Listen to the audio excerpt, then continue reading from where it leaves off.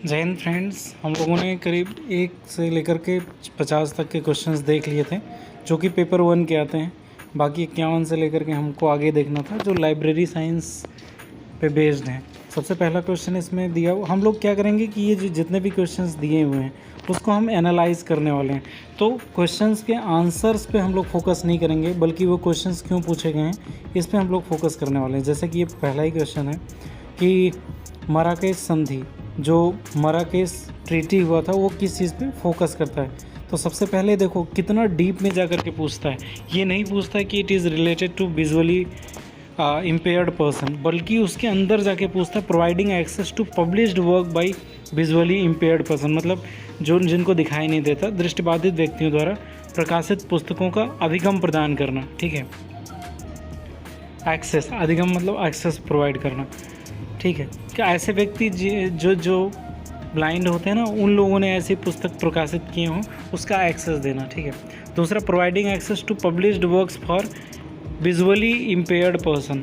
फिर उसके बाद दूसरा है कि जो ब्लाइंड लोग होते हैं उनके लिए पुस्तक देना। ठीक है, पहला तो अब देखो कितने डीप में जाकर के ये क्वेश्चन पूछ रहा है। अगला, providing access to unpublished work by visually impaired person and दृष्टिबाधित व्यक्तियों द्वारा प्रकाशित पुस्तकों का अभिगम देना, मतलब एक्सेस देना।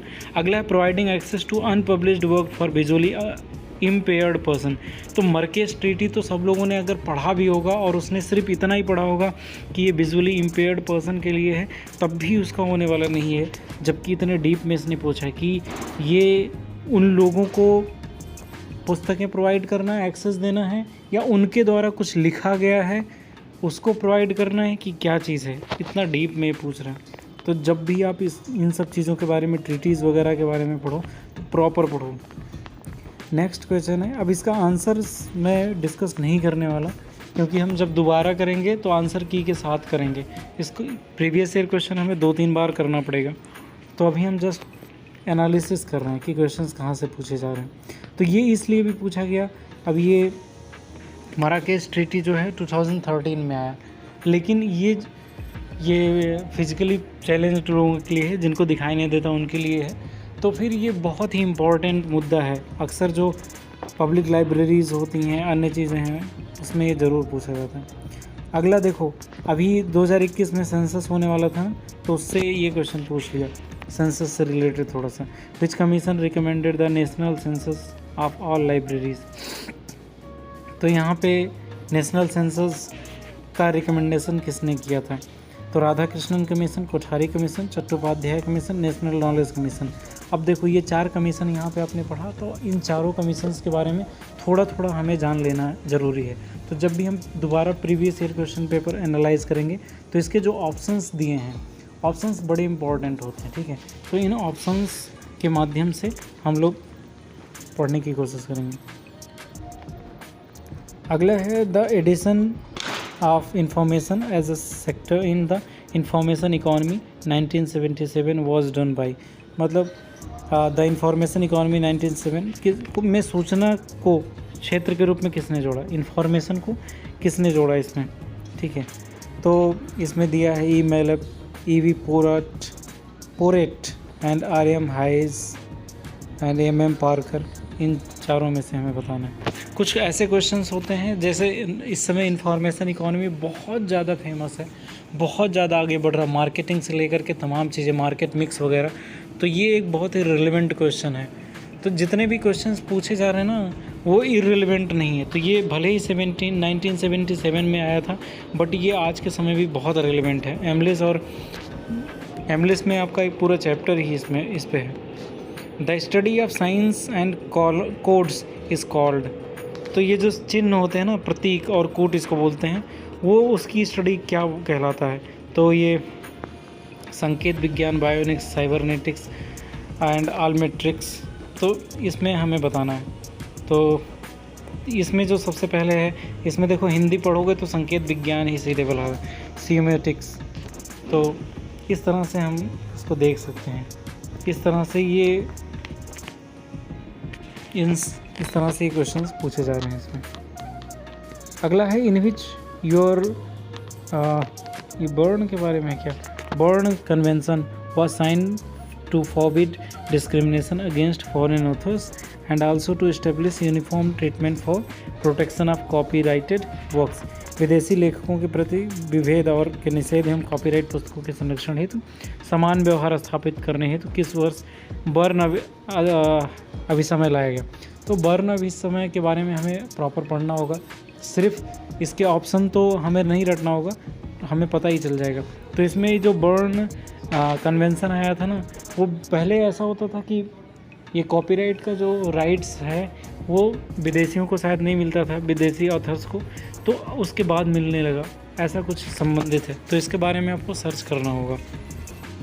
और इस एनालिसिस से हमें ये भी पता चल जाएगा कि किन किन कैसे, अभी तो पहला ही साल है, एक ही साल का हम कर रहे हैं। जब 5-6 साल का या कम से कम 5 साल का जब हम करेंगे ना, तब क्वेश्चंस मिलने लगेंगे कि अरे यार बर्न कन्वेंशन इस साल भी पूछा है और इस साल भी पूछा है, तो ये भी हमें पता चलेगा।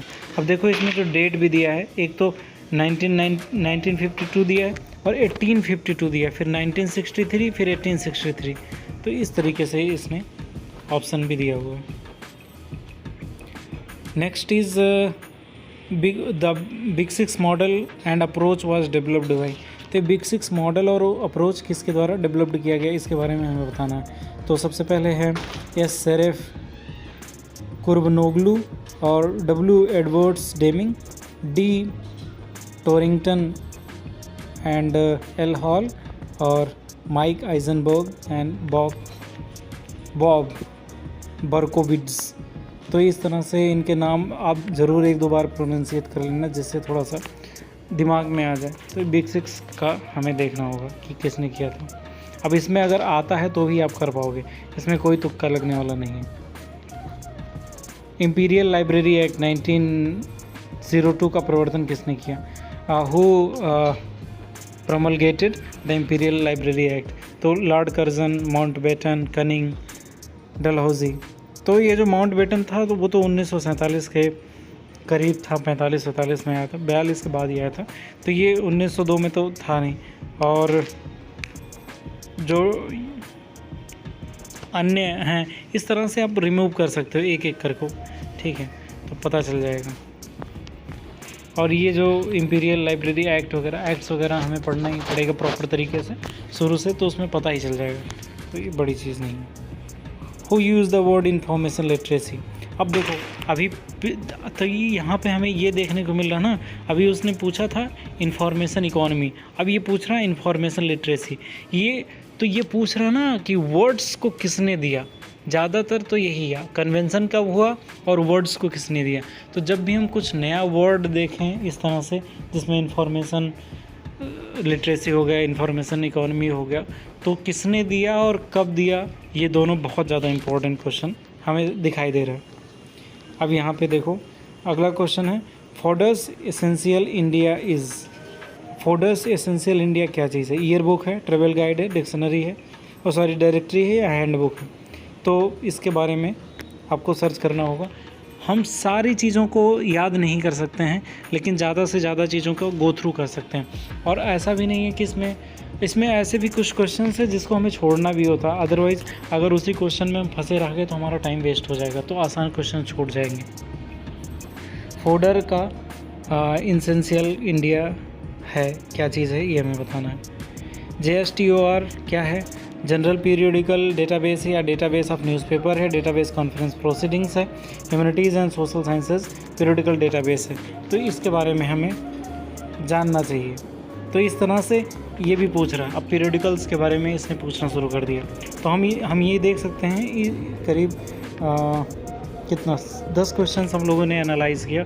तो इन 10 क्वेश्चंस में हमें क्या पता चला कि सबसे पहले तो ईयर्स पूछा जा रहा है कि कोई कन्वेंशन हुआ तो उसका ईयर, दूसरा जो वर्ड इंफॉर्मेशन वगैरह है वो किसने दिया इसके बारे में पूछा जा रहा है। जैसे बिग 6 हो गया, 3 बिग 6 हो गया, हमने वो देखा, और आगे के जो इंफॉर्मेशन इकोनॉमी और इंफॉर्मेशन लिटरेसी वो देखा। तो ये वर्ड्स का पूछ लिया और ईयर का पूछ लिया, तो इस तरह से क्वेश्चन हमें मिल गए। और ये एक्ट्स भी किसने दिया उसके बारे में पूछ लिया। तो यहाँ पे कोई भी व्यक्ति बहुत महत्वपूर्ण है। ये इस तरह से नहीं पूछते कि इस एक्ट में क्या हुआ, ऐसा कुछ नहीं पूछते, ये डायरेक्ट व्यक्तियों के बारे में पूछते हैं।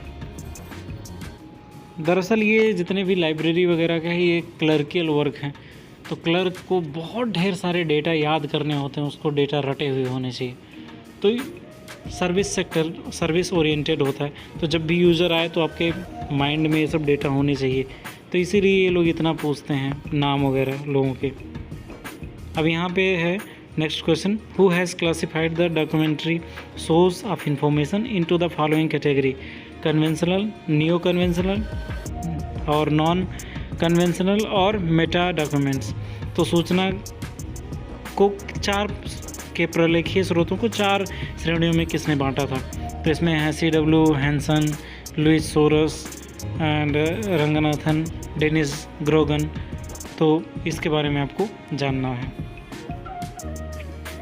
प्रोपीडिया is a part of Encyclopedia Americana, Encyclopedia Indica, Encyclopaedia Britannica, McGraw Hill encyclopedia of science and technology. तो ये प्रोपीडिया क्या है? ज्ञान दर्शिका इसको बोलते हैं, कई बार ये यूज़ भी किया गया होगा, तो हो सकता है आप जानते भी हों। और तो यहाँ पे एक और भी चीज़ हमें पता चला कि ये लोग जर्नल्स से रिलेटेड पूछते हैं, जो बिब्लियोग्राफिक इन्फॉर्मेशन है वो भी ये पूछ रहे हैं यहाँ पे कि कौन सा जर्नल किससे रिलेटेड है, और उसके बाद उसके छोटे छोटे पार्ट्स में अंदर जा कर के पूछ रहे हैं। इंसाइक्लोपीडिया के अंदर कौन सी चीज़ें आती हैं उसको पूछ रहे हैं प्रॉपर तरीके से। Which kind of library involves in community information services. तो कम्युनिटी मतलब बाहर के लोग, जो आसपास के लोग रहते हैं उसको कम्युनिटी बोलते हैं। तो उसके इन्फॉर्मेशन सर्विस के लिए कौन सी लाइब्रेरी इन्वॉल्व होती है? Academic library, public library, government library, corporate library. तो इसमें आपको ढूंढना होगा। In which year SMS was tested. SMS जो है वो किस ईयर टेस्ट हुआ? अब देखो इसमें भी ईयर डायरेक्ट पूछ लिया है ना, सीधे पूछ लिया। तो ये इन लोगों को बहुत ही ज़्यादा प्रेम है ईयर से, और किसने दिया उस वर्ड को, उससे बहुत ज़्यादा इसको UGC को प्यार है। ये माइंड का टेस्ट है, मेमोरी का टेस्ट है। और इसमें देखो इनका जो ऑप्शन है 1990, 1991, 1992, 1993।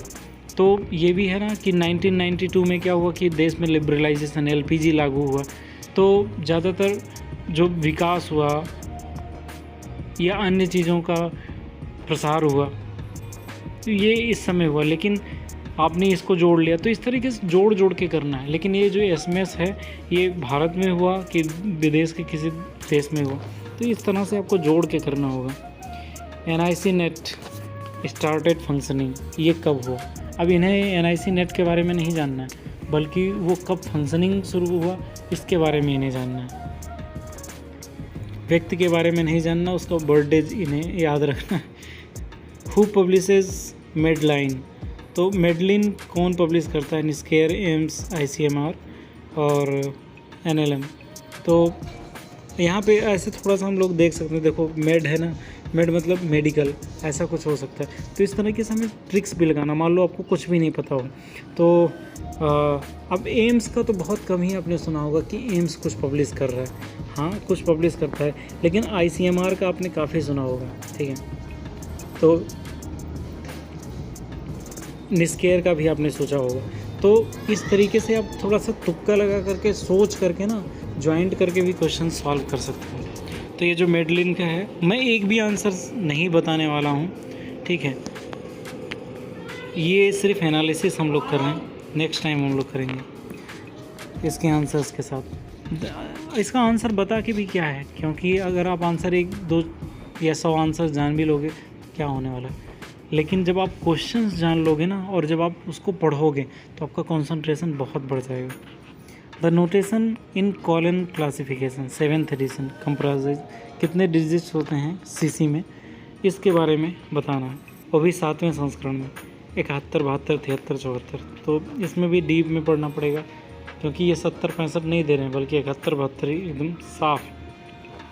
बिफ्रेम का फुल फॉर्म क्या है? बिब्लियोग्राफिकल फ्रेमवर्क या bibliographic framework, bibliography framework, bibliography framework, इस तरीके से इन्होंने दिया है, या बायोग्राफी फ्रेमवर्क, इस तरह से।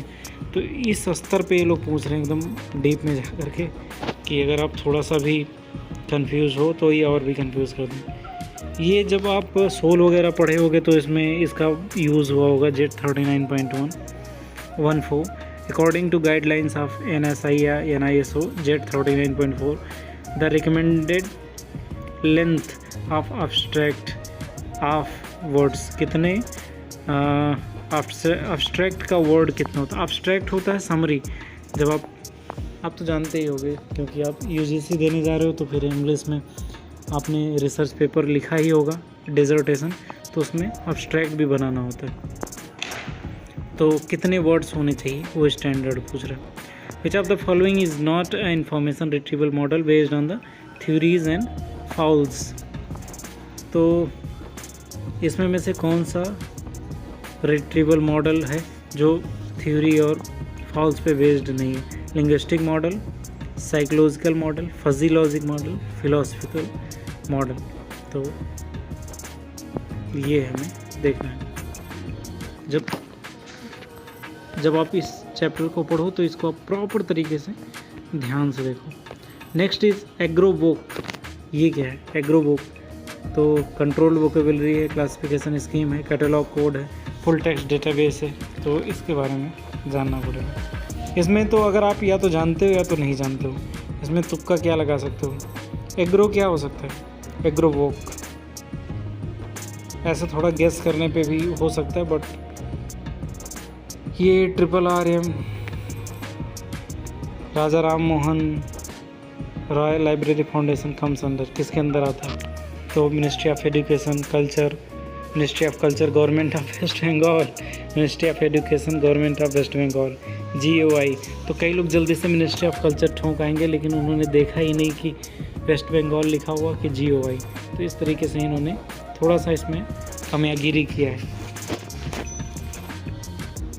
ये तो लगभग ज़्यादातर लोगों को पता ही होगा, लेकिन किसी को ना पता हो तो फ्रस्ट्रेट नहीं होगा। MIS is a mosaic of, इसका फुल फॉर्म क्या है? Management and information system, marketing and information system, material and information system, machine and information system. तो MIS का फुल फॉर्म इसके बारे में हमें जानना पड़ेगा। Health management information system portal in India was launched in the area. देखो, इन्हें हेल्थ मैनेजमेंट इंफॉर्मेशन सिस्टम से कुछ लेना देना नहीं, बस लॉन्च कब हुआ उसका डेट बताओ। इन्हें डेट चाहिए, इतना प्यार है कि मैं क्या बताऊँ डेट से। अब इसमें 2007, 6, 8, 9 तो कब आ सकता है? Health management information system portal. अगर हम पढ़े नहीं होंगे तो गेस भी नहीं कर सकते हैं, क्योंकि पढ़ने के बाद ही गेस होता है। और जब हम क्वेश्चन पेपर सॉल्व करेंगे ना, तो ये जो गेस वर्क होगा, क्योंकि 100% पूरा पेपर किसी को नहीं आता, तो गेस वर्क भी जितना आप पढ़े रहोगे उसमें ही आप गेस करोगे। और which of them is the precedence diagram used for disaster management programme. तो कौन सा डिज़ास्टर मैनेजमेंट प्रोग्राम के लिए यूज़ किया जाता है? Control chart, Gantt chart, digitally accurate response tracking dart और फंक्शनल टास्क एनालिसिस। तो जब चार्ट्स वगैरह के बारे में आप पढ़ोगे तब इसके बारे में जानकारी मिलेगी आपको। अगला इन्हीं चीज़ आप pricing strategy. The firm prices its product lower than other in the competition. किस मूल्य रणनीति के तहत कंपनी अपने उत्पाद की कीमत प्रतिस्पर्धा में शामिल अन्य की तुलना में कम रखती है? कई बार क्या होता है ना, अभी बहुत ज़्यादा आप सुन रहे होंगे कि सरकार ने एंटी डंपिंग शुल्क लगा दिया। तो किस स्ट्रेटजी के तहत चाइना जो माल भेजता है ना इंडिया वगैरह में या देशों में, तो चाइना में वो माल महंगा बिकता है लेकिन इंडिया में ज़्यादा सस्ता बिकता है। तो ऐसा कैसे होगा? इसी को बोलते हैं स्ट्रेटजी, कि जिससे ज़्यादा से ज़्यादा गुड्स को सेल कर सकें। तो ये skimming pricing strategy, penetration, geographic, product line, इन चारों में से कौन सा होगा? Who has given 4 framework model of leadership. तो ये 4 फ्रेमवर्क मॉडल किसने दिया लीडरशिप का? तो यहाँ पे इनके नाम दिए हैं। अगर आप जानते हो या नहीं जानते हो, एक ही चीज़ हो सकता है। तो जिसने इंग्लिश को डीप में पढ़ा होगा वही ये सारे क्वेश्चंस को अच्छे से कर पाएगा। हालांकि आप नोट्स वगैरह भी पढ़ के जा सकते हो। Who propounded achievement motivation theory. तो मेरे पिछले वीडियोज़ अगर आप लोगों ने देखा होगा तो मैंने बताया था कि किस तरीक़े से जो मालिक हैं वो जो कर्मचारी हैं उनको गुलाम बनाने के लिए ढेर सारे थ्योरी दिए थे, तो उसी में ये है एल्डरफर, मैकक्लेलैंड, हर्सबर्ग, मैकग्रेगर। ये आईपी है, इंटरनेट प्रोटोकॉल वर्जन 6 सपोर्ट्स। कितना ये आईपी वर्जन 6 कितना बिट एड्रेस सपोर्ट करता है इसके बारे में बताया गया। 32, 64, 128। ये ASCII uses bits to code each character। ASCII कितने बिट्स का यूज़ करता है हर कैरेक्टर के लिए, इसमें पूछा जा रहा है। ये भी या तो आप जानते हो या तो नहीं जानते हो। विच protocol is used by ping command. Ping command के लिए कौन सा यूज़ किया जाता है? TCP। तो ये देखो यहाँ पे अभी ना इसमें ICT से रिलेटेड भी क्वेश्चंस पूछे जा रहे हैं, जैसे IP वगैरह या अन्य चीज़ों। तो ICT से ढेर सारे क्वेश्चंस पूछे जा रहे हैं, और जितने भी क्वेश्चंस पूछे जा रहे हैं वो सारे रिलेवेंट हैं, इस टाइम यूज़ हो रहे हैं और बहुत तेज़ी से बहुत ज़्यादा रिलेवेंट हैं, और वो सारी चीज़ें यूज़ की जा रही हैं। विच फर्स्ट वर्जन ऑफ ई ग्रंथालय was made available on cloud platform. बताओ, क्लाउड प्लेटफॉर्म अभी तो रिसेंट कितना ज़्यादा यूज़ किया जा रहा है, और ई ग्रंथालय का कौन सा वर्जन यूज़ किया जा रहा है? BLS में कितना ज़्यादा इसमें दिया गया था, तो इसको बारे में आपको जानना चाहिए। तो ICT वाला जो है ना पोर्सन, उसको आपको बहुत अच्छे से करना चाहिए और सर्च करना चाहिए। ई ग्रंथालय के साइट पे चले गए, वहाँ पे थोड़ा सा पढ़ लिया तो अच्छा भी लगेगा। ठीक है, हम करेंगे जब हम लोग इसको एनालिसिस करेंगे 5-6 घंटे का, तो फिर हम उस वेबसाइट्स को खोल करके दिखाएंगे, उस पर जाएंगे। The characteristics volume of big data is related to. तो वॉल्यूम किससे संबंधित है? ठीक है, बिग डेटा के जो वॉल्यूम है, वॉल्यूम का मतलब क्या? Size of data, types of data, speed of data processing, uncertainty of data. तो यहाँ पे जब आप बिग डेटा, आजकल आर्टिफिशियल इंटेलिजेंस, बिग डेटा, इन सब चीज़ों का बहुत ज़्यादा यूज़ हो रहा है, तो उसमें वॉल्यूम शब्द का प्रयोग है वो किस चीज़ के लिए किया जाता है उसके बारे में बताएं। ठीक है, अक्सर जो उसके बारे में आप पता करना। The language use by RDF is called RDF XML, HTML RDF, RDF HTML, RDF SGML। अब देखो RDF के बारे में आपने देखा भी होगा, तो इसमें कंफ्यूज हो सकते हो, क्योंकि देखो HTML पहले आता है या RDF पहले आता है, इसमें दिक्कत हो सकती है। तो इस तरह से मतलब इतना सतर्क होकर के पढ़ना पड़ेगा। Which digitization program was initiated by National Library of India? तो डाउन द मेमोरी लेन, द्वारे द्वारे ज्ञान संपदा, इंफॉर्मेशन फॉर ऑल, आत्मनिर्भर भारत। तो आत्मनिर्भर भारत तो सबको पता है कि नहीं किया था नेशनल लाइब्रेरी ने। डाउन द मेमोरी लेन में भी द्वारे द्वारे ज्ञान संपदा, ये दरअसल पश्चिम बंगाल में है। द्वारे द्वारे ज्ञान संपदा ऐसा कुछ हो भी सकता है, और सभी के लिए सोचना ये भी हो सकता है, तो आपको देखना है कौन सा होगा। In the wireless communication base station is connected to. अब देखो इसमें अक्सर सबको आत्मनिर्भर भारत तो नहीं होगा, सबको पता है। अब इन तीनों में आपको ध्यान देना होगा। तो कई बार क्या होता है कि 4 ऑप्शंस दिए हैं, उसमें में से आपको करेक्ट नहीं पता है, तो आप एलिमिनेट करो, एक गया, अब बचे 3। अब 3 में से कौन सा जा सकता? द्वारे द्वारे ज्ञान संपदा। अब ये राष्ट्रीय स्तर का लाइब्रेरी है, नेशनल लाइब्रेरी ऑफ इंडिया, तो क्या ऐसा दे सकता है ज्ञान संपदा, द्वारे द्वारे ज्ञान संपदा, या सभी के लिए सोचना इन्फॉर्मेशन फॉर ऑल, ऐसा कुछ? तो इस तरह से थोड़ा सा तुक्का लगाना है। In wireless communication base station is connected to central hub. तो वायरलेस बेतार संचार इन्होंने दिया है बेतार संचार की हिंदी पढ़ो तो फिर कुछ सेकेंड्स लग जाएंगे इस समझने में। बेतार संचार में बेस स्टेशन जिस केंद्रीय केंद्र से जुड़ा होता है वह कहलाता है PSTN, MSC, CO, PBX।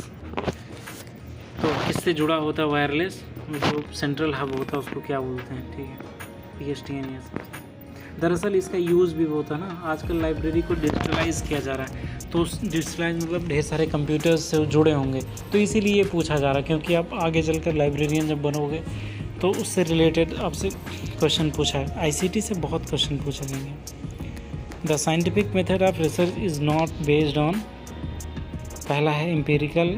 Scientific method research जो बेस्ड है किस पे बेस्ड नहीं है, empirical evidence, objective consideration, probabilistic prediction, subjectivity.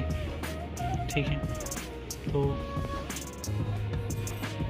ये जो साइंटिफिक, वैसे भी आप सोच सकते हो कि किस पे हो सकता है। एम्पिरिकल एविडेंस मतलब जो एविडेंस होते हैं प्राचीन काल से ही अवेलेबल हैं हमेशा से, तो साइंस तो एविडेंस वगैरह पे भरोसा करता ही है, इस तरह से इसको आपने हटा दिया। ऑब्जेक्टिव कंसिडरेशन, उसका ऑब्जेक्टिव क्या है, ऐसा हो सकता है। ठीक है, अगला है प्रोबेबिलिस्टिक प्रेडिक्शन, तो ये जो अनुमान लगा करके करते हैं किसी चीज़ के बारे में, हाइपोथेसिस, उससे भी हो सकता है। अगला सब्जेक्टिविटी, ये भी, तो आपको ये देखना है।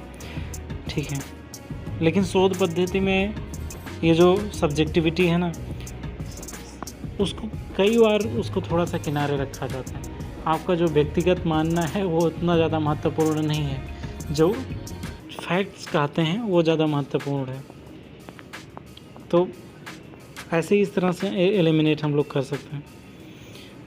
स्टैंडर्ड डेविएशन इज एन, तो यहाँ पे ये क्वेश्चन पूछ लिया, इससे स्टैटिस्टिक्स से क्वेश्चन पूछा। ये रिसर्च जब हम लोग करते हैं तो उसमें रिसर्च एनालिसिस में हम लोग डेटा एनालिसिस जब हम लोग करते हैं तो उसमें इन सब चीज़ों का प्रयोग होता है। तो जब आप अपना वो पढ़ोगे, क्या उसको बोलते हैं, अपना सिलेबस पढ़ोगे, तो उसमें ये सब चीज़ें दी हुई होती हैं। तो स्टैंडर्ड डेविएशन क्या होता है? Average amount of variation around the mode, value that occur most frequently in the distribution. Average amount of variation around the mean, normal deviation around the mean, ये हो गया। Deliberate sampling is also known as random sampling, purposive sampling, systematic sampling, quota sampling. तो ये भी उसी से related है, research analysis से। ये ज़्यादातर स्टैटिस्टिकल मैथ्स जिसने पढ़ा होगा, सांख्यिकी इसको बोलते हैं, वही ये सब सॉल्व कर पाएगा। A form of ethnography which applied to online or largely online communities is known as network community, meta ethnography, netnography, online assessment.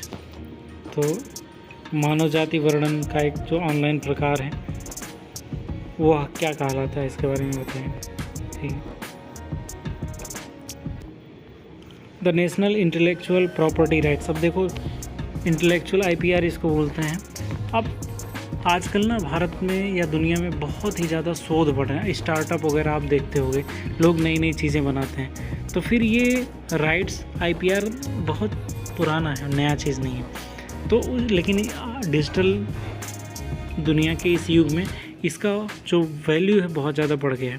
तो ये किसके अंदर है, किसने बनाया था, इसके बारे में पूछ रहा है ये। एजुकेशन,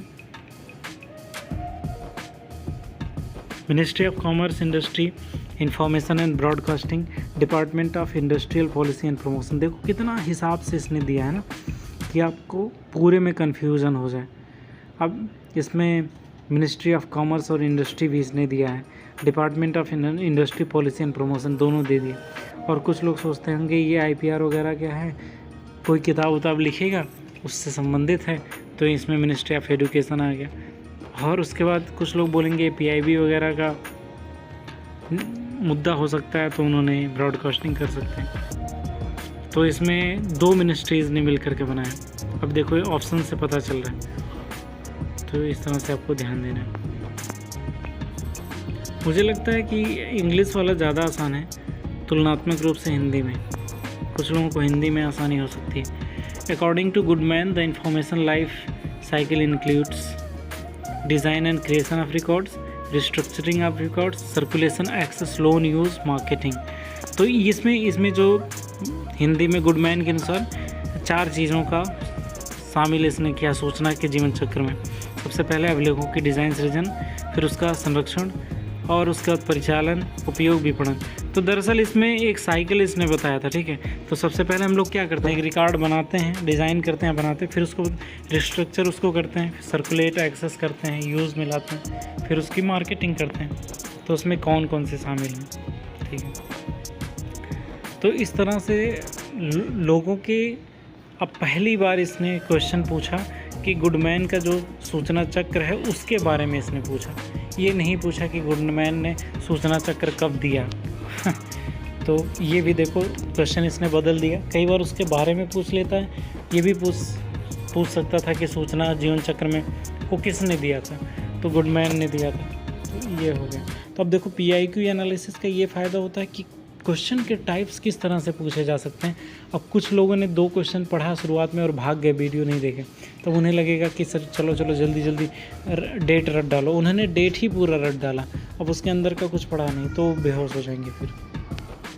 तो हमें क्या क्या है पढ़ना है, सबसे पहले किसने दिया उस वर्ड को, फिर उसके बाद उसका सन कब दिया, उसके बाद क्या क्या इम्पॉर्टेंट चीज़ है, जो मेन फोकस चीज़ है उसको हमें करना। Which of the following are kinds of extension service, ठीक है। तो ये ILL, photocopy, reading circle, story hours for children, organizing a book fair. तो इसमें कौन कौन से एक्सटेंशन सर्विस हैं, ठीक है, लाइब्रेरीज़ के।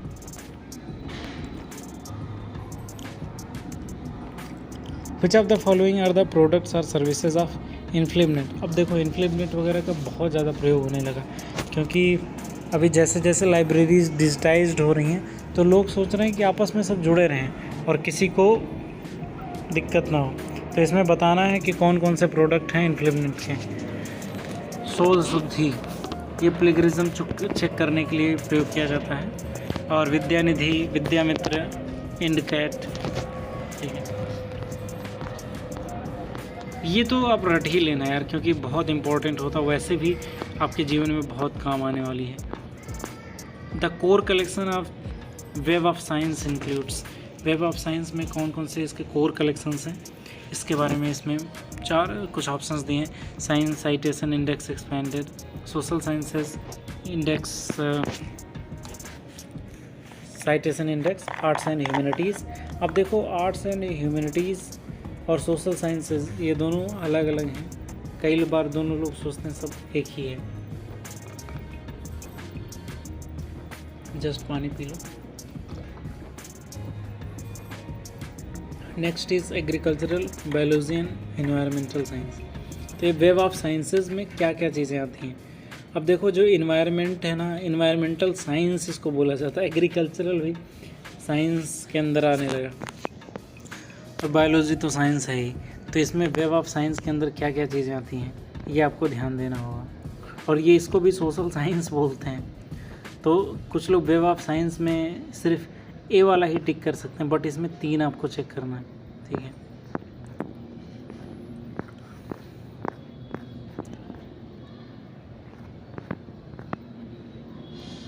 Identify the fact source among the following. तो इसमें चारों में से फैक्ट सोर्स हमें आइडेंटिफाई करना है। तो सबसे पहला इन्होंने दिया है Whitaker's almanac London, statements year book New York, Columbia gazetteer of the world New York, current biography New York. तो इसमें में से कौन सा है फैक्ट सोर्स जिसमें में से हमें फैक्ट्स मिल सकते हैं, तो ये हमें बताना। तो फैक्ट्स में से तो ईयर बुक जो निकलते हैं उसमें भी फैक्ट होते हैं, गेजेटियर्स जो होते हैं उसमें भी फैक्ट्स हमें मिल सकते हैं, लेकिन करंट बायोग्राफीज़ में तो कम ही फैक्ट्स मुझे लगते हैं मिल पाते हैं। इन दोनों में तो सबसे ज़्यादा हाँ फैक्ट्स मिल सकते हैं। तो इस तरीके से आप देख सकते हो। अगला web scale discovery services provide. अब देखो, अब जो क्वेश्चंस इधर पूछे जा रहे हैं ना, वेब से रिलेटेड पूछे जा रहे हैं। अब यहाँ पे जो लाइब्रेरी का एक काम होता है कि यूजर को सर्विसेज प्रोवाइड करना, तो इसलिए उन्होंने एक क्वेश्चन पूछा ये वाला कि इससे पहले जो पूछा था वेब ऑफ साइंस। अब साइंस से रिलेटेड कोई भी यूज़र आएगा तो आपको सिर्फ किताबें ही नहीं देने बल्कि वहाँ से ले जा कर के आपको रिसोर्सेज देनी है। अगर आप किसी रिसर्च लाइब्रेरीज़ वगैरह में जाते हैं तो उसकी तैयारी ये करवा रहे हैं। Web scale discovery services provide content discovery delivery blog content. तो ये चारों में से क्या चीज़ ये देता है? हालांकि इसमें में से एक को छोड़ करके बाकी 3 सर्विसेज हो वेब स्केल डिस्कवरी प्रोवाइड करता है। Blog contents discovery delivery content. अगर कंटेंट होगा, देखो सबसे पहली चीज़ इस तरह से हम सोच सकते हैं कि सबसे पहले तो वेब स्केल डिस्कवरी है, ठीक है, सर्विस वो कौन से प्रोवाइड कर रहा है, तो फिर उसके पास कंटेंट तो कुछ होगा ही तभी वो सर्विस प्रोवाइड करेगा। और जब कंटेंट होगा तो फिर डिस्कवरी भी वहाँ पे खोज भी सकते हैं, और जब खोज सकते हैं तो हो सकता है कि वो डिलीवरी ना कर रहा हो, सिर्फ ब्लॉग कंटेंट्स हो रखता हो। तो यहाँ पे डिलीवरी करता है कि नहीं ये हमें देखना पड़ेगा। लेकिन इससे क्या होगा कि इस तरह से 2-3 विकल्प हट जाएंगे। रेड क्या है? Who were involve in coining the term red. अब देखो फिर इसने पूछा रेड जो वर्ड है उसको किसने दिया। इतना प्रेम है ना इसे कि किसने वर्ड दिया, कब दिया, इन्हें डेट ऑफ बर्थ, पापा का नाम दोनों पता होना चाहिए। 2 चीज़ें पूछते हैं कि कब जन्म लिए, तुम्हारे पापा का क्या नाम है। ये 2 चीज़ जानने के बाद अपने बारे में बोलते हैं। फिर बोलते हैं कि प्लीज़ इंट्रोड्यूस योरसेल्फ। तो ये है choose the correct answer of the following. इस तरह से ये तीन इन्होंने दिया, ठीक है, 3 लोगों ने मिल करके इसको किया था। तो इसमें कौन है नहीं है उसको हमें ढूंढना है।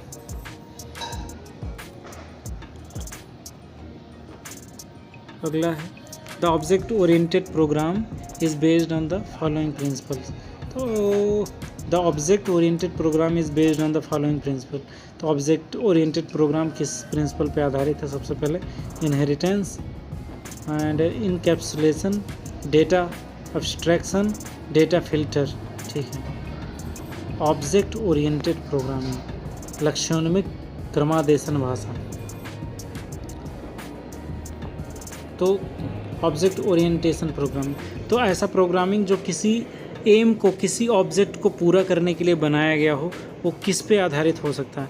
इनहेरिटेंस मतलब विरासत, और इनकैप्सुलेशन मतलब कैप्सूल क्या होता है? छोटा होता ना, किसी भी बड़े और मोटे चीज़ को कैप्सूल मतलब बहुत छोटे फॉर्म में कर देना, वो होता है। डेटा एब्स्ट्रैक्शन मतलब होता है समरी बनाना उस चीज़ को। डेटा फिल्टर करना मतलब साफ़ सुथरा करना, जो अनर्गल बातें उसको हटा देना। तो ऑब्जेक्ट ओरिएंटेड प्रोग्राम में क्या क्या चीज़ें होती हैं, तो आप देख सकते हो क्या क्या चीज़ें हो सकती हैं। The standards for bibliographic information interchange and communicator. तो कौन से स्टैंडर्ड, अब देखो यहाँ पे स्टैंडर्ड भी पूछ लिया। तो जब आप कोहा पढ़ोगे या सोल पढ़ोगे या अन्य जो सॉफ्टवेयर्स पढ़ोगे तो उसमें स्टैंडर्ड्स दिए होते हैं। तो ये Z39 कुछ ही स्टैंडर्ड्स हैं, अगर आप उसको याद कर लिए तो बाकी वो हर जगह रिपीट होते हैं। कुछ स्टैंडर्ड्स हैं जो RFID के लिए यूज़ किए जाते हैं, अगर वो स्टैंडर्ड ना हो तो RFID चलेगा ही नहीं। तो ऐसे ही बिब्लियोग्राफिक इंफॉर्मेशन इंटरचेंज और कम्युनिकेशन के लिए कौन सा यूज़ किया जाता है, तो इसके बारे में आपको बताना होगा। Which of the following statistical package are used for data analysis. तो डेटा एनालिसिस के लिए किसका यूज़ किया जाता है? MS Excel, SPSS, MS Access, Mendel.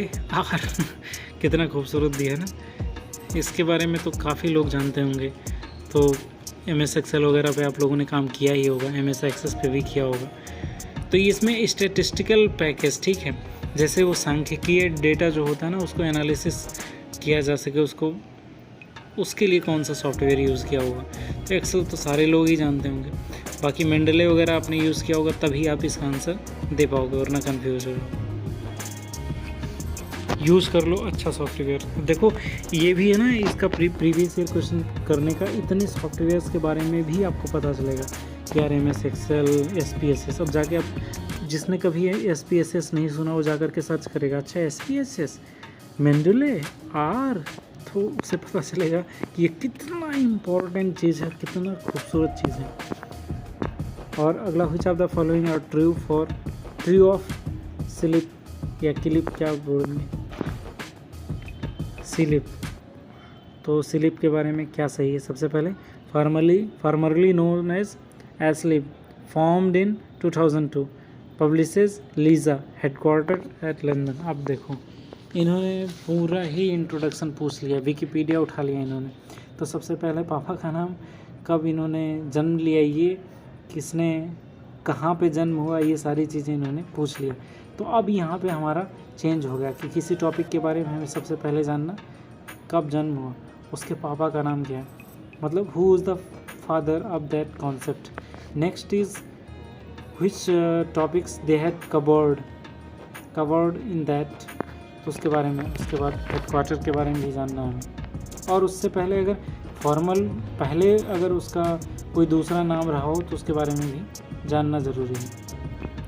Which of the following are elements of job description, जो जॉब डिस्क्रिप्शन होता है उसके एलिमेंट्स कौन सा है? सबसे पहले job summary, job identification, job satisfaction, job activities and procedures, job motivation.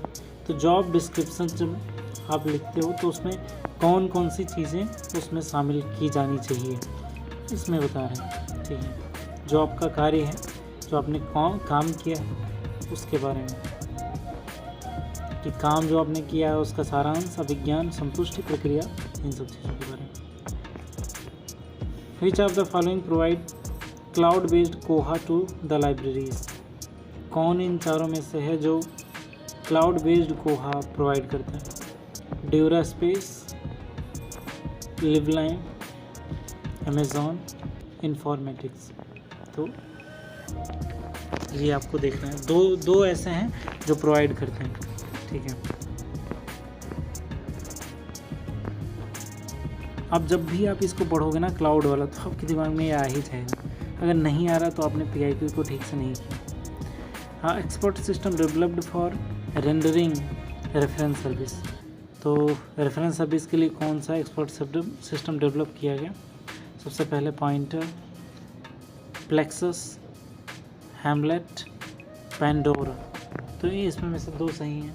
तो इन दोनों में से कौन सा रेफरेंस सर्विसेज से रिलेटेड है, ये हमें देखना पड़ेगा।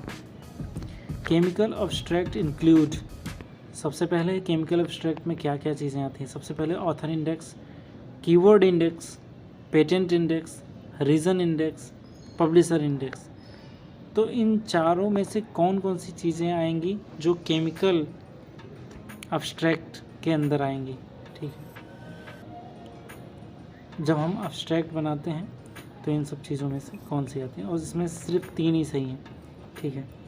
तो कीवर्ड ये तो मोस्ट इम्पोर्टेंट है, ऑथर मोस्ट इम्पोर्टेंट है, पेटेंट इतना इम्पोर्टेंट नहीं है, पेटेंट कम ही दिया जाता है। हालांकि ये केमिकल अब्स्ट्रैक्ट है, तो केमिकल अब्स्ट्रैक्ट जब आ रहा है तो फिर ज़रूरी नहीं कि उसमें नया प्रोडक्ट ही बनाया गया हो भी सकता है और नहीं भी हो सकता है। रीजन इंडेक्स ये भी हो भी सकता है और नहीं भी हो सकता है, लेकिन जो पब्लिशर है ये तो कंपलसरी है, ठीक है। तो पिताजी का नाम हमेशा ही पूछा जाता है, आधार कार्ड में भी।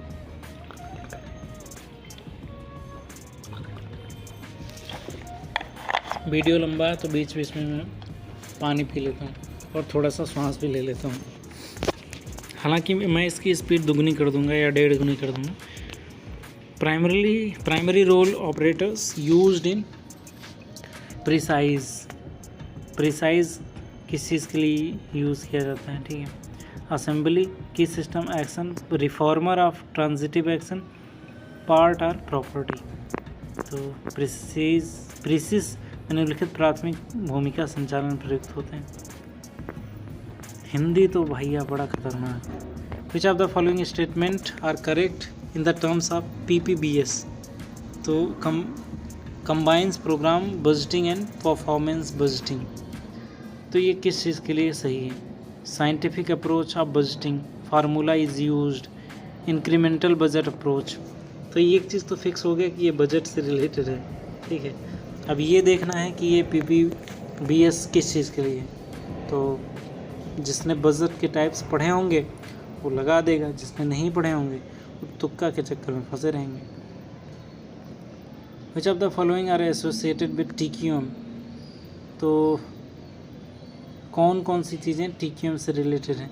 Prevention and zero defect, directive, continuous improvement based on slogans, exhortation and dependence on supervision, total participation.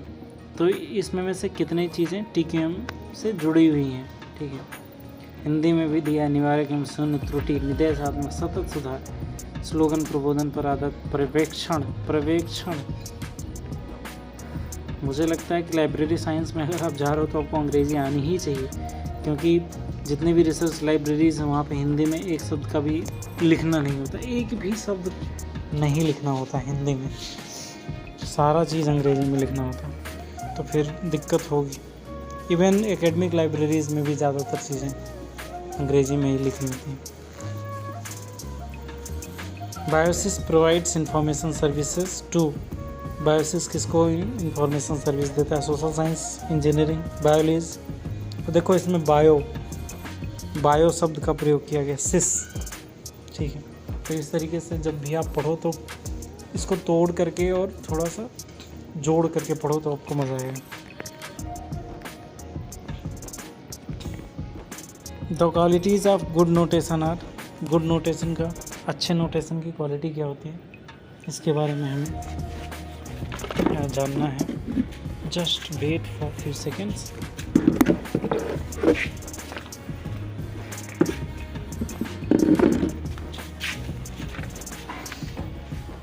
The quality good notation, अच्छे नोटेशन की क्वालिटी क्या होती है? Should convey order clearly, should be numeric,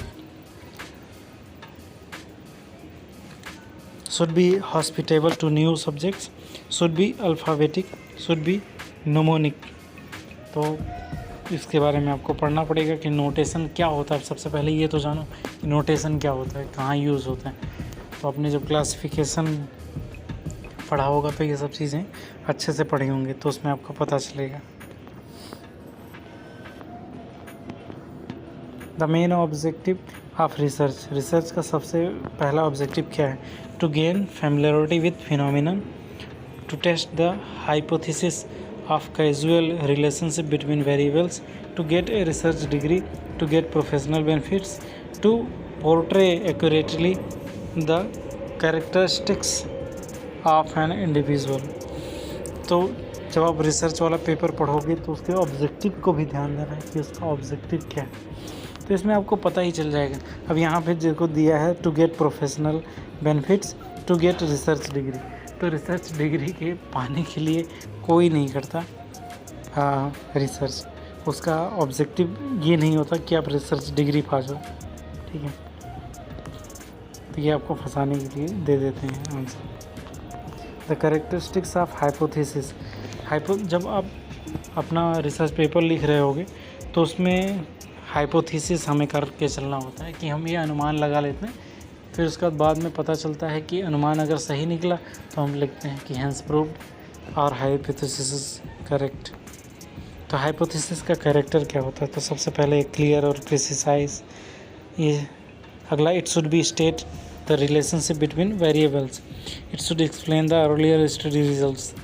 अब it should explain the earlier study results, it should be consistent, it must explain the facts that gave rise to the need for explanation.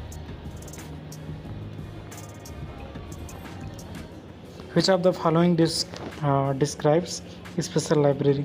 Special library को कौन बहुत अच्छे से describe करता है? सबसे पहले emphasis on handling of informational materials rather than educational materials। अगला है collection is delimited by subject area. अगला, service is provided to further the objective of parent institution, anyone can use the library.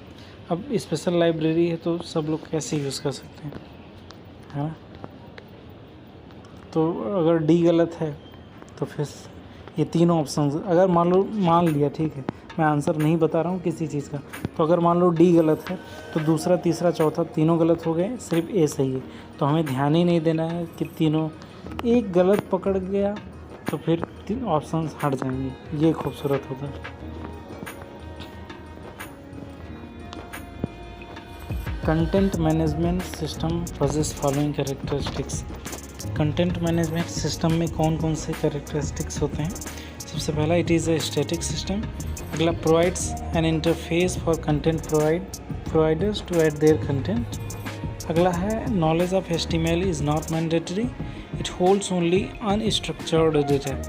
तो content management system के पास कितनी चीज़ें होती हैं इसके बारे में बताएगा। इसमें देखो ये ऑप्शन देख लिया करो, अब 2 ही सही हैं, यानी 2 गलत हैं। तो हमें देख लेना है कि कौन सा गलत हो सकता है। अगर ये एक पता चल जाएगा कि एक गलत है तो इसमें में से हम 2 ऑप्शंस एलिमिनेट कर सकते हैं। तो content management system possess following correct. Content management के अंदर क्या चीज़ें होना चाहिए? तो सबसे पहले, it is static system, provide interface for content provider to add their content, it holds only unstructured data. Content management में केवल अनस्ट्रक्चर्ड डेटा क्यों होगा भाई? और उसके बाद, knowledge of HTML is not mandatory. तो ऐसे ये देते भी हैं कि इसको आप गलत करो। Arrange the following in ascending order according to their year of origin. तो इसमें इन्होंने डेट ऑफ बर्थ पूछ लिया कि कौन FRBR पहले आया, CCF है, मार्क 21 RDA पहले कौन आया। ऐसे पूछते हैं ना कि 4 बच्चे होते हैं तो बोलते हैं चलो अपना अपना बर्थडे बताओ, तो सबसे बड़ा कौन है? तो जो सबसे बड़ा होगा उसको भैया बोलेंगे, जो सबसे छोटा होगा सबके पैर छुएगा। तो भैया इसमें कौन है या दीदी कौन है, इसमें ये देखना है कि RBR, CCF, मार्क 21 RDA, ये देखना है। तो इस तरीके से जो मैंने बोला ना, इसको आप जब उस तरह से आप याद करोगे तो याद ही हो जाएगा, धीरे धीरे आपको पता चल जाएगा। आंकड़े रटने मत बैठ जाना, किसी का डेट ऑफ बर्थ ऐसे याद नहीं होता। उसको आप निमोनिक्स आप सर्च करना कि कैसे याद होते हैं, आपको पता चल जाएगा। सोचना, कहानी बनाना। Arrange the following in ascending order from the year of their inception. AGRIS, MEDLINE, Ei Compendex, BIOSIS. तो इसको भी असेंडिंग ऑर्डर में करना है।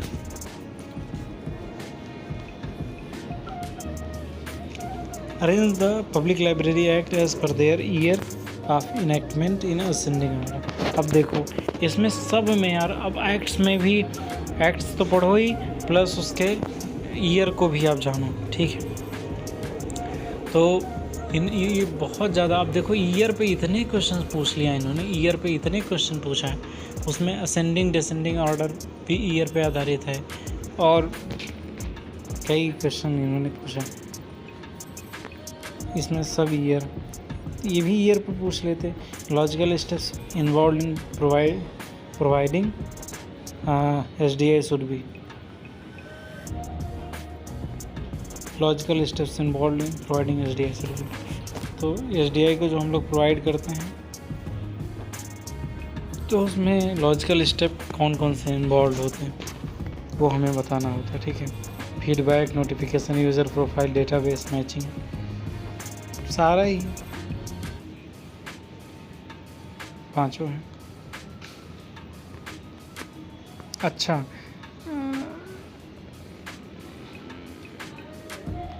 Choose the correct answer from the options given below. सारा ही तो दिया है, 3 2 5 3 2 5, पता नहीं क्या उल्टा से करे। मुझे लगता है एक प्रॉपर वे में बताना है, स्टेप्स बताना है कि सबसे पहले कौन सा है, फिर लास्ट में सबसे पहले कौन सा होगा, सबसे लास्ट में कौन सा होगा, ठीक है, इस तरीके से। तो यूज़र प्रोफाइल तो सबसे पहले होना चाहिए। अच्छा नहीं, मतलब आप देख लेना एक बार, क्योंकि आंसर तो नहीं बताना। SDI अब हिंदी में देखो किस तरह से दिया है। प्रतिपुष्टि, विज्ञप्ति, यूज़र प्रोफाइल्स, डेटाबेस, मैचिंग या सुमेलन। इसमें लिखा है SDI। कई बार कुछ लोग मंगल ग्रह से आते हैं तो उसको अलग लिख देते हैं। Arrange the sequence of the steps of automated acquisition. तो ऑटोमेटेड एक्विजिशन का सीक्वेंस हमें अरेंज करना। Claims, cancellations, ordering, received item processing, received invoice processing. तो उसका सीक्वेंस क्या होगा उसके बारे में बताना होगा। एक्विजिशन मतलब जब किसी बुक, मैगजीन, जर्नल, इन सब चीज़ों को लाइब्रेरी में मंगाया जाता है, उसका स्टेप बताना है। ठीक है, तो आसान ही है। ठीक है, क्योंकि कोई भी व्यक्ति होगा सबसे पहले ऑर्डर वाला ही करेगा या क्लेम सोच सकता है, क्योंकि वो कैंसिल तो तभी करेगा ना जब ऑर्डर होगा। तो इतना तो उम्मीद किया जा रहा है। और रिसिप्ट आइटम प्रोसेसिंग या रिसिप्ट इनवाइस तो तभी होगा जब ऑर्डर कर दिया होगा। तो इस तरीके से आपको सोचना होगा। तो कई चीज़ें आप नहीं जानोगे, लेकिन आप कॉमन सेंस से उसको आप कर सकते हैं। Arrange the following in the logical order from beginning to end. तो फिर इसको अरेंज हमें करना है लॉजिकल ऑर्डर में, बिगिनिंग से एंड तक। तो सबसे पहले selection of the problem, research problem, identification of the research area, collection of data, research design, analysis of data. तो इसका हम लोगों को ऑर्डर अरेंज करना है कि सबसे पहले कौन सा होगा और सबसे लास्ट में कौन होगा। Our next question is arrange the following content management software in an ascending form according to their first released version. So options are WordPress, Joomla, Drupal, Magento. So इन चारों में से हम लोगों को फिर वही असेंडिंग और डिसेंडिंग ऑर्डर तब होगा जब हम इन सब चीज़ों की डेट्स याद करें। ठीक है, और इसमें ऐसा भी है कि अगर हम लोग को एक दो भी हमें पता चल जाएगा तो उसके अकॉर्डिंग हम लोग कर सकते हैं। ठीक है, arrange the following in the ascending order from the dates of their first publication. पहले फर्स्ट पब्लिकेशन के अकॉर्डिंग इनको असेंडिंग ऑर्डर में करना। Index Medicus, Oxford English Dictionary, Imperial Gazetteer of India, Encyclopedia Americana. तो इन चारों को इस तरीके से हमें करना होगा। बस थोड़ा सा ही क्वेश्चंस बचा है, 27 ही बचे हैं, इसको हम कंप्लीट कर लेंगे। निम्नलिखित को उसकी प्रथम प्रकार। अच्छा, arrange the following programming language in ascending form according to their year of development. ये तो बहुत आसान है ना प्रोग्रामिंग लैंग्वेज। अभी देखो हम लोग आर्टिफिशियल इंटेलिजेंस के तीसरे जनरेशन में है, तो ऐसे ही मशीन लर्निंग का भी, मशीन प्रोग्रामिंग लैंग्वेज कोबोल, सी, जावा, फोरट्रैन। जब आप ये जान लोगे ना कि ये क्यों लाया गया तो आपको तुरंत पता चल जाएगा, आसान है। और सिर्फ एक आपको पता हो ना उसकी सबसे पहले कौन है, बस हो जाएगा। अगला, arrange the facets of given title as per the facet formula of colon classification. Devaluation of Indian currency in 1970। Arrange the facets of given title as per the facet formula of colon classification. तो इसमें हमें बताना होगा कि सबसे पहले कौन सा आएगा, सबसे बाद में कौन आएगा। इन्होंने तो फिर कॉलन क्लासिफिकेशन के अकॉर्डिंग ये भी बता रखा है। तो मोस्टली जो कंट्री का नाम होता है सबसे लास्ट में होता है मोस्टली। तो फिर इस तरीके से हम कुछ गेस कर सकते हैं। हो सकता है ये जो डेट है वो भी लास्ट में हो सकता है। तो हमें इस तरह से ट्रिक्स लगाना है कि कंट्री का नाम सबसे लास्ट में होता है या डेट का नाम सबसे लास्ट में होता है। अब देखो, अगर डेट का नाम सबसे लास्ट में होगा तो पहले और तीसरा, अब दो ऑप्शंस हट जाएंगे सीधे ही। तो डेट के पहले क्या होता है, कंट्री का नाम ही होगा या कुछ और होगा। तो हम इस तरह से गेस कर सकते हैं। अगर डेट के पहले कंट्री का नाम होगा तो सबसे लास्ट में ई होगा, उससे पहले बी होगा। तो ई और बी वाला हम कर सकते हैं। तो इस तरीके से हमको सोचना पड़ेगा, ठीक है। तो ज़रूरी नहीं आपको सारे क्वेश्चंस आए तभी आप उसके आंसर सही कर पाओगे, इस तरह से सोच करके भी आप कर पाओगे, क्योंकि हर चीज़ आप नहीं पढ़ सकते, एवरीथिंग नहीं पढ़ सकते आप, ठीक है। तो यहाँ पे देखो ये फिर उसने भी पूछा डेट ऑफ बर्थ, तो कम्युनिकेशन मॉडल और इसका year of origin, Charles E Osgood's model और लॉसबेल का मॉडल, सैनन और बीवर का मॉडल, जॉर्ज गर्वनर मॉडल। तो इन चारों का मॉडल कब कब आया?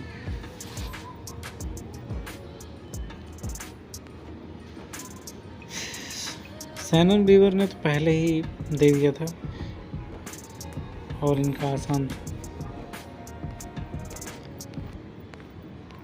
अगला, अब देखो यहाँ पे टाइप ऑफ लाइब्रेरी और कैरेक्टरिस्टिक्स, तो इस तरह से सिंपल क्वेश्चंस दिए जाते हैं। अब इन सब क्वेश्चंस में अगर किसी की गलती होती है ना, तो वो यूजीसी को बोलता है कि प्लीज़ आप मुझे नेट से बाहर निकाल दो जीआरएफ तो छोड़ो, बोलता है यूजीसी को प्लीज़ यार मुझे मतलब मत लो, मेरा सिलेक्शन मत करो। ऐसे क्वेश्चन आपके गलत होने ही नहीं चाहिए। जैसे स्पेशल लाइब्रेरी, पब्लिक लाइब्रेरी, अब इसमें उतना ज़्यादा आपको पढ़ने की ज़रूरत भी नहीं है, ये आप जानते हुए हो। ऐसे ही duty of collecting the literary products of the country, अब ये पूरे कंट्री की बात कौन करेगा, ठीक है, अब आप जानते ही हो कौन करेगा। Serve the need of personal of parent body, तो जिस ऑर्गेनाइजेशन के अंदर होता है उसको बोलते हैं पेरेंट बॉडी, तो उसके ही पर्पज़ को ये बताएगा। Aim is to help the research, teaching and extension, establish under clear mandate of law, तो क्लियर मैंडेट ऑफ लॉ मतलब फिक्स काम के लिए ही वो लाइब्रेरी बनाई जाएगी। अब इसमें गलती के चांसेस ही नहीं होने चाहिए। अगर आपके इसमें गलती हो रहे हैं इन सब चीज़ों में, तो आप अच्छे से पढ़ो और इसमें फ्रस्ट्रेट भी नहीं होना। मान लो किसी का इसमें गलत भी हो जाता है तो भी फ्रस्ट्रेट नहीं होना कि आपको कुछ नहीं आता, आप पढ़ोगे तो सब आ जाएगा। कार्ड्स ए, ये किस, देखो ये ऑथर हैं और ये बुक्स, तो कार्ड्स ए की बुक कौन है? Rowley J E, Dennis Grogan, Ranganathan. अब देखो रंगनाथन की बुक तो फेमस ही है, ठीक है। तो इसमें science and technology and introduction to literature, reference service, introduction to reference work, abstracting and indexing. तो अगर एक का भी पता चल गया ना आपको, तो फिर सबके पता चल जाएंगे। अगला है फाइल एक्सटेंशन और फाइल फॉर्मेट, ये तो कितना आसान है। देखो .wav, अब इसमें भी अगर किसी का गलत हो जाता है तो उसका मतलब हो गया वो यूजीसी से रिक्वेस्ट कर रहा है कि प्लीज़ मुझे मत लो तो ये .pdf किससे रिलेटेड है? अब .pdf है वो इमेज से रिलेटेड तो होगा नहीं, वीडियो में भी .pdf नहीं होगा या ऑडियो में भी .pdf नहीं होगा। तो अब देखो क्या हो सकता है। तो अगर देखो जैसे .pdf मान लिया कि किसी एक चीज़ में मिल गया, तो हम चेक करेंगे बी का किस में है और उससे मिल गया तो उसको हम सही मान लेंगे, बाकी चीज़ देखने की ज़रूरत नहीं।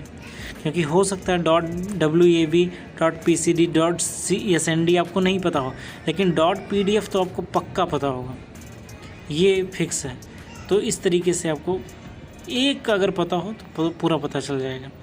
तो देखो मैं इसलिए इतना सिंपल करके बता रहा हूँ। देखो प्रीवियस ईयर क्वेश्चन पेपर करके आपको कॉन्फिडेंस कितना आएगा कि हाँ आप भी क्वेश्चंस कर सकते हो, बिना ऐसा क्वेश्चन जो आपने पढ़ा भी नहीं है, रटा भी नहीं है, उसको भी आप कर सकते हो इस तरह से। तो ये कुछ टेक्निक्स हैं, हालांकि टेक्निक्स तभी आती हैं जब आप अच्छे से पढ़े होते हो। अगला इंफॉर्मेशन सेंटर और उसका लोकेशन कौन सा है, तो जैसे ये हो गया NIC-LI, NIC-FOS, NIC मैप और ड्रग्स एंड फार्मास्यूटिकल्स। तो ये बेंगलोर, लखनऊ, चेन्नई, मैसूर। तो ड्रग्स एंड फार्मास्यूटिकल्स कहाँ पे हो सकते हैं? लखनऊ, LAI, ये L उसमें आ रहा है। तो ऐसा मतलब ऐसा थोड़ा सा तुक्का और ट्रिक आपको लगाना ही पड़ेगा, क्योंकि सारे इन्फॉर्मेशन सेंटर्स को आप याद नहीं कर सकते। और अभी देखो ये जो कोरोना का वैक्सीन कहाँ पे बना, तो इस तरीके से थोड़ा सा ट्रिक लगा सकते हो सकता है ये सारे ट्रिक्स 100% नहीं होते हैं, लेकिन कई बार 50-60% सही हो जाते हैं। तो अगर 50% आपके सही हो जाते हैं तो इसमें नेगेटिव मार्किंग भी नहीं है। अक्कड़ बक्कड़ बम्बे बो करके आने से अच्छा है कि आप ट्रिक्स लगाओ। और ये जो ट्रिक्स होते हैं ना, ये हवाबाजी से नहीं होते, काफ़ी विकल्प को सॉल्व करने के बाद आते हैं। तो इस तरीके से आप सोच सकते हो। मैं ये नहीं बता रहा हूँ कि इस क्वेश्चन का इस तरह से सॉल्व करना, मैं तरीका बता रहा हूँ कि किसी क्वेश्चन को कैसे सॉल्व करना जो ना आता हो। देखो, Herzberg, Vroom, McClelland, Edwin Locke, इन सब की थ्योरीज कौन कौन सी थी? Expectancy theory, goal setting theory, hygiene theory, achievement, affiliation and power need theory. तो इसको आपको बताना होगा। आता है तो बताओगे, नहीं आता है तो छोड़ो। देखो, डीडीसी, यूडीसी, सीसीएलसी, इन सब चीज़ों में कौन सबसे पहले आया और कौन से बाद में आया। अगर आपको रंगनाथन जी का डेट ऑफ बर्थ हो गया या उनकी मृत्यु हो गई या उनके काम के बारे में थोड़ा सा भी पता रहेगा तो इसमें थोड़ा सा आप गेस कर सकते हो, ठीक है, कि रंगनाथन जी ने कब कब क्या क्या काम किया।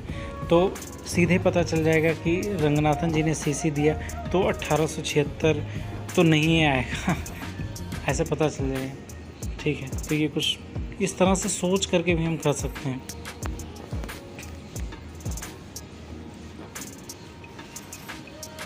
जितना नॉलेज आपके पास है ना, उसको जोड़ना सीखो। तो जब आप जोड़ोगे, इंटीग्रेट करोगे, तो आपको पता चलेगा कि आपको बहुत कुछ आता है। अब यहाँ पे देखो, OSI लेयर है और यहाँ पे फंक्शन ऑफ द लेयर। तो सबसे पहले फिजिकल लेयर का क्या फंक्शन होता है, नेटवर्क लेयर का क्या फंक्शन होता है, ट्रांसपोर्ट लेयर का क्या फंक्शन होता है, एप्लीकेशन लेयर का क्या फंक्शन होता है। तो concern with orderly exchange of data between computer and connected on the LAN, ensure data received reliably by the receiver, supply mail transfer and file transfer, remote login। अब यहाँ पे primarily concerned with the data transmission speed। तो इस तरह से आपको सोचना होगा, इसको करना होगा। अगला है मैच करना, इंस्टीट्यूट है और टाइप ऑफ लाइब्रेरी। तो टेरी की लाइब्रेरी कौन सी है? The Tata institute of social sciences library, sorry मैंने टेरी इसको बोल दिया। Khuda Bakhsh oriental library, BARC library, TCS library. ये किस लाइब्रेरी के टाइप्स हैं, ठीक है। तो कॉरपोरेट लाइब्रेरी हो सकता है, academic library, public library, R&D library, ठीक है।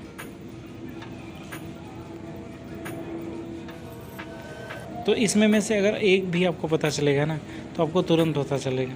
हालांकि अगर ध्यान दोगे ना, तो इसमें चारों ही आपको पता होगा, चारों को चारों। ये बहुत आसान क्वेश्चन है, ऐसे क्वेश्चंस आप ना छोड़ो तो ही अच्छा है, क्योंकि कोई ऐसा विद्यार्थी नहीं होगा जिसने थोड़ा बहुत पढ़ाई किया हो इंग्लिश में और उसको एक भी आंसर नहीं पता इसमें में से। तो ये क्वेश्चंस नहीं छोड़ने आपको। अभी देखो, आपका कॉन्फिडेंस बढ़ रहा होगा। देखो यार, चलो अच्छा, इसका आंसर मुझे नहीं बताना है, वरना मैं बताता। जैसे ये जो देखो, इसको पढ़ के क्या लग रहा है? Tata institute of social sciences library, Tata institute of social sciences, इसमें क्या होता होगा? Tata institute of social sciences में वहाँ पे मतलब वो लोग पढ़ाई लिखाई का ही काम करते होंगे। तो पढ़ाई लिखाई में कौन सी लाइब्रेरी काम होती है आपको पता ही होगा। खुदा बख्श ओरिएंटल लाइब्रेरी कितना फेमस लाइब्रेरी है। लाइब्रेरी फील्ड में अगर थोड़ा सा भी सीरियस व्यक्ति होता तो उसके बारे में जानता ही है। तो फिर अगर नहीं जानता तो भी रोने की ज़रूरत नहीं, आप जानो, अभी से जानो, पर सर्च करो तो इसके बारे में आपको पता चल जाएगा कि पब्लिक लाइब्रेरी के रूप में ये काम करता है। बार्क अभी इतना बड़ा सीरीज़ बना है, भाभा एटॉमिक रिसर्च, सी का मुझे नहीं पता क्या है, रिसर्च सेंटर। तो ये रिसर्च सेंटर में कौन सी लाइब्रेरी यूज़ होती है आप सोच सकते हो। TCS जो है उसमें कौन सी लाइब्रेरी हो सकती है, ये भी आप सोच सकते हो, ठीक है।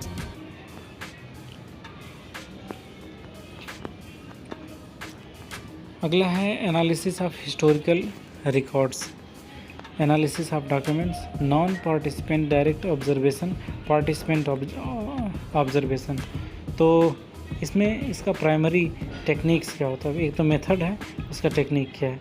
तो observational behaviour skills, use of score cards, interactional recording, possible use of ANV recorders, statistical compilation, manipulation, content analysis, recording of notes, content analysis। तो ये सब टेक्निक्स किस मेथड में यूज़ किया जाता है इसमें बताया जा रहा है। तो आपके हिसाब से क्या, देखो recording of notes, content analysis, दो चीज़ों में किस में हो सकता है। Analysis of documents, non participant direct observation, participant observation. अब देखो इस अगर ये मेथड आपको आता भी नहीं हो ना, तब भी इसको आसानी से कर सकते हो, बस आपको एक अच्छे से समझ में आ जाना चाहिए बस।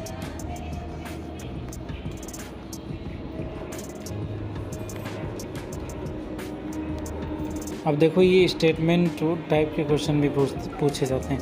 देखो क्वेश्चन के तरीके भी पूछो, इसमें मिलाने वाले क्वेश्चन पूछे जा रहे हैं, फिर 4 ऑप्शंस दिए जा रहे हैं, फिर उसके बाद किसी में एक ही ऑप्शन सही है, किसी में 2 ऑप्शन सही है, किसी में 3, किसी में 5 सही है, 4 सही है।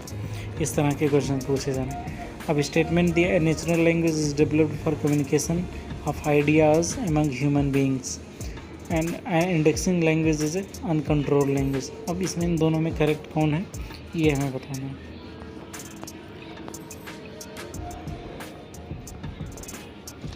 जिसमें अब देखो ये इन दोनों में तो सिर्फ सही गलत बताना था, लेकिन इसमें बताना है कि अगर दोनों क्वेश्चन सही हैं और पहला वाला दूसरे का पहला वाला जो है उसका जो रीज़न है उसका दूसरा वाला है।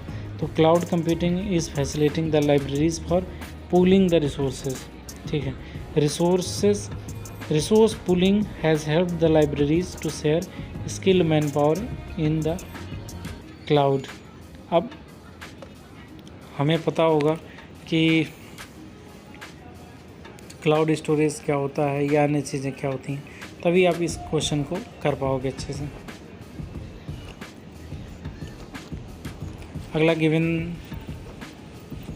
अगला है public libraries in India emphasize on library cess. अगला है the states not having public library act do not have a provision of library cess. तो इसमें बता रहा है कि ज़्यादातर जो पब्लिक लाइब्रेरीज़ होती हैं वो पुस्तकालय उपकर को चाहते हैं, सेस चाहते हैं। और उसके बाद बता रहा है वे राज्य जिनमें सार्वजनिक पुस्तकालय अधिनियम नहीं है उसमें सेस का भी प्रावधान नहीं। तो ये आपको ध्यान देना होगा कि सही है। अब देखो जो लाइब्रेरी के एक्ट्स हैं ना, ये आपको पढ़ के ही जाना है। इससे संबंधित 2-3 क्वेश्चन पूछ लिए गए हैं, है ना, इस बार। तो अब आपको पता चला होगा कि आईसीटी से रिलेटेड क्वेश्चन पूछे जा रहे हैं, और उसके बाद जो एक्ट्स के बारे में पूछे जा रहे हैं, और जो कमिटीज़ बने हैं उसके बारे में पूछे जा रहे हैं, जो जर्नल्स हैं उसके बारे में पूछे जा रहे हैं, और जो कई चीज़ों के बारे में बार बार क्वेश्चंस रिपीट हो रहे हैं। जो कुछ स्पेशल वर्ड हैं जैसे इंफॉर्मेशन इकोनॉमिक्स, ये सब चीज़ों के बारे में हर चैप्टर से ही इसमें क्वेश्चन पूछे गए हैं। ऐसे नहीं कि आप कुछ चैप्टर छोड़ के चले जाओगे तो हो जाएगा काम। In the light of the above statement. अच्छा,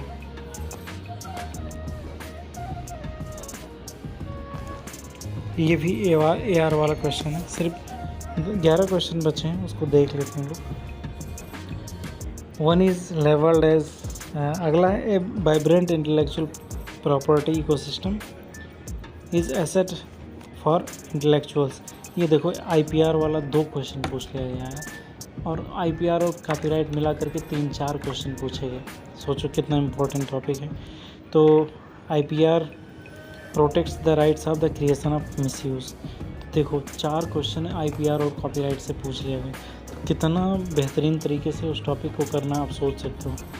इसमें में से ना मुझे लगता है ना कि अगर आपने 10 साल के क्वेश्चन पेपर कर लिए ना इस तरह से जैसे मैं एनालिसिस कर रहा हूँ, और उसके आंसर ही पढ़ लिए ना एकदम अच्छे तरीके से, या इसी का एक्सप्लेन्ड वर्जन पढ़ लिया, तो यार आपके बहुत क्वेश्चन सॉल्व हो जाएंगे। इसलिए मैं बार बार कहता था लोगों को कि PIQ अच्छे से करो, लेकिन वो 10 क्वेश्चन करके बेहोश हो जाते थे या करने भी बैठते थे तो उसके, अब देखो एक का भी हम लोगों ने आंसर नहीं किया, लेकिन कितना हमें पता चल गया, आपको पता चल रहा होगा। अगर मैं आंसर बताता चलता तो फिर उतना ज़्यादा हम नहीं कर पाते। कुछ लोग तो वीडियो भी नहीं देखे होंगे तो उनको ये सब चीज़ें पता भी नहीं, क्योंकि पेशेंस रखना पड़ेगा आपको, जा कर के एग्ज़ाम में देना ही पड़ेगा एग्ज़ाम। अगला ये देखो क्वेश्चंस दिए हैं। अब इसमें जो पैसेज वाला होता है सबसे पहले उसका क्वेश्चन पढ़ लेते हैं, और ये सबसे लास्ट में करना होता है क्योंकि यार इतना बड़ा पढ़ना होता है। पहला है गूगल और ट्विटर जैसे साधनों के साथ प्रमुख समस्या क्या है। सूचना की प्रासंगिकता, अनुपयोग प्रतिपादन, विशाल विषय वस्तु पर कार्य करना, पहुँच के सुगम। ठीक है, मेजर प्रॉब्लम क्या है, तो आपने जल्दी से इसको पढ़ा। ये वो तो इस तरह से आपने पढ़ा। ये देखो यहाँ पे study concluded that access not recovery is the major challenge for today's information seekers. तो इस तरीके से आपको पूरा पढ़ने की ज़रूरत भी नहीं, आधे से आप पढ़ सकते हो। ठीक है, क्योंकि वो लोग भी इसी तरीके से देते हैं क्वेश्चंस। फिर आपने ये दूसरा क्वेश्चन पढ़ा, ओल्डेस्ट डिस्कवरी टूल इज़। ठीक है, कौन सा है ओल्डेस्ट डिस्कवरी टूल, तो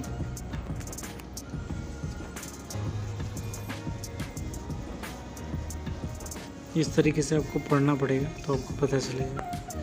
लेकिन अब इतना पढ़ोगे तब जाकर एक क्वेश्चन होगा, उसमें भी गलत हो गया, भूल गए तो फिर दोबारा पढ़ो ये बड़ी दिक्कत वाली होती है। तो आप फोकस करो कि इसमें कम ही फंसना पड़े, और इसके ट्रिक्स, इसको प्रैक्टिस कर करके ट्रिक्स डेवलप कर लो, क्योंकि ये जो मुफ्त के क्वेश्चन है बट यार इसमें टाइम बहुत। अब ये 10 क्वेश्चन हैं, 10 नंबर के क्वेश्चन हैं, और ये 10 क्वेश्चन बड़ा समय ले लेते हैं, और ये भी ज़रूरी नहीं, कई गलतियाँ होती हैं इसमें। कई लोगों को लगता है सबसे आसान होता है, बट इसमें गलतियाँ भी काफ़ी अच्छी खासी होती हैं। तो इसमें पहले क्वेश्चन पढ़ लो, फिर उसके बाद इसको आप देख लो। तो मुझे लगता है कि आपको अच्छा लगा होगा, समझ आया होगा कि तो आपने इसमें सीखा होगा कि कौन कौन से टाइप के क्वेश्चंस आते हैं, और कि किस किस फील्ड से ज़्यादा क्वेश्चंस आते हैं, ये सब चीज़ें आपने देखा होगा। ये देखिए, ये गद्यांश। तो हम लोगों ने 150 क्वेश्चन पूरा एनालिसिस कर लिया। ऐसे ही किसी दिन हम लोग, ये 2022 का था जुलाई का, आगे भी किसी दिन काम करेंगे। तो आप चाहो तो इसकी स्पीड बढ़ा के देख लेना, और बहुत ही अच्छे तरीके से इसको करना। So thank you very much and all the best for your future and your examination. Thank you so much.